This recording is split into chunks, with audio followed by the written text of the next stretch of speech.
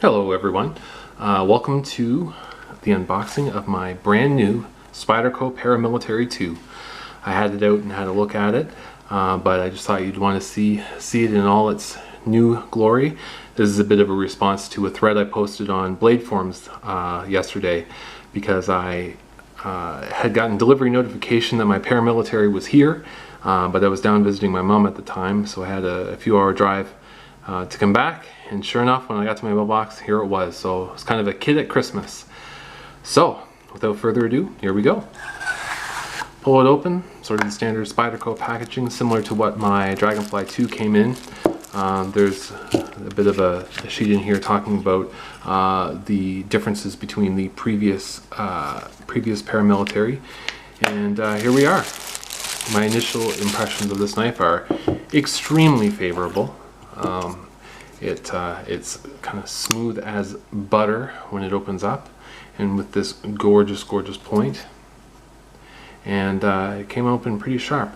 I really wanted to get the camo scales because pretty much everything I've got up to this point is black. All of my Spyderco knives are black actually, and the only one that isn't that way is my Kershaw Leek here, which is actually kind of a same green as that, but I just wanted something a little out of the ordinary, so hence I went with that. It's a little bit stiff right now, but honestly I kind of like it. I mean, I've certainly seen when I've watched videos online that people have them so that they just, well, there you go, it just flashes out like that.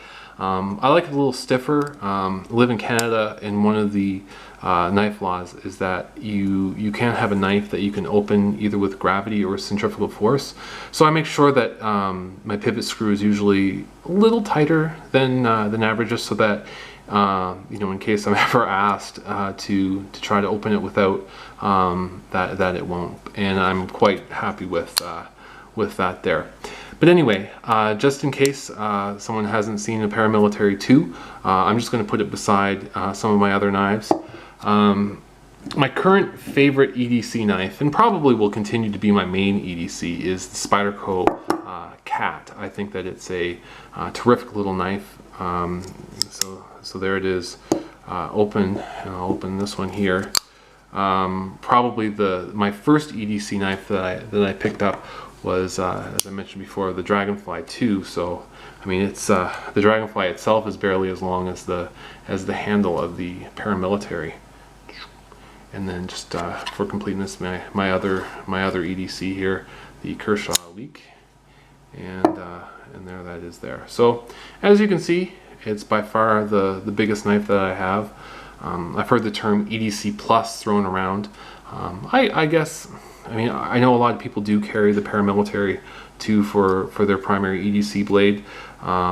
Probably won't be mine, simply because I live kind of in the city, and you know, for me hauling out this, and people see this beautiful Spyderco point and they're like, oh, tactical. But you know, I think that there are still lots of cases where I will carry it, but if I'm just gonna, you know, bum around the city on the everyday, I'll probably still either fall to the Cat or maybe to the Dragonfly.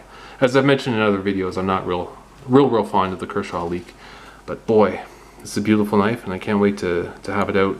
It came pretty darn sharp out of the box. I'm quite a stickler for sharpness, so I probably will work on it a bit with my sharp maker, get it just down to hair whittling sharpness at some point. But there you go. I appreciate all the responses to my thread on Blade Forums. Basically, I just wanted to share my excitement with someone else who would understand what it's like to have a knife that's in the mailbox that you just can't quite get to. And as somebody pointed out, you're pretty much like a kid at Christmas. So thanks again. There's yet another happy Paramilitary 2 owner. Oh, just one final thing I wanted to mention. There's a great video on YouTube, and I may put it in the description if I can pull it up. But when I purchased this, like most people I'm sure, order their knives online, and because the Paramilitary 2 is so popular, there are a lot of clones out there. And so I found a video that went through probably about an 8-point check or so. I'd have to sit down and count it again, but differences between the real thing and a clone, and simply because online you can't necessarily, you know, trust everyone. So just to be sure, I went through all those checks, and thankfully this is the real deal. So I'm very happy about that. All right, that's it. Thanks again for watching. Bye-bye.